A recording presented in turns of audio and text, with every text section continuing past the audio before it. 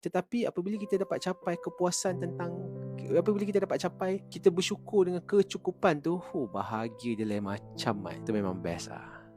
Fahim cakap, kena cari kawan yang tak ada kena-mengena dengan circle kerja kita. Betul? Betul? Sekurang-kurangnya boleh gosip pasal kerja. Aduh, betul lah juga tu kan. Aerodin pun cakap berdamai dengan takdir. Kan? Din, sekarang kan kau buat business lighting kan? Aku ingat lagi, masa tu kita shoot untuk satu company dekat Rawang. Company photostat.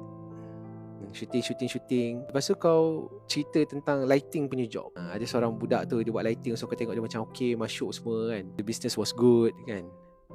And then now, see yourself. Aku rasa dah 5 tahun lepas lah kau cakap pasal benda ni. Sekarang, Din pun dah memang ada steady punya business, provide lighting punya services untuk video production house. Steady, equipment pun banyak, mantap. So, gitulah. Agak-agak Din, kau pernah tak terfikir yang sekarang ni tiba kau buat business yang berkaitan dengan lighting? Macam tu lah. Fahim cakap, aku ada je, boleh ngopi? Boleh, insyaAllah. Sekarang ni tengah sibuk sikit, menyusun sana, menyusun sini kan. Meeting tak habis-habis. So, ini pun buat live pun one of my KPI juga. Tapi my KPI bila buat live ni, it's not about talking topik yang berkaitan dengan marketing sajalah. Jadi kita ceritalah sikit tentang live, kehidupan, experience, hari ni buat apa, pergi mana, topik, isu semasa dan sebagainya. So, kita cerita benda-benda gitu lah. Din cakap, aku dah penat dengan kamera sebenarnya, keluar dari comfort zone. Oh, okay. Dah tak main kamera, tapi sekarang ni main lighting. Lagi best lah. Tapi sebenarnya betul lah, kalau dalam cinematography, memanglah kamera tu penting. Tetapi kalau kamera hauk, tak dapat looks dan juga feel of cinematic tu kan.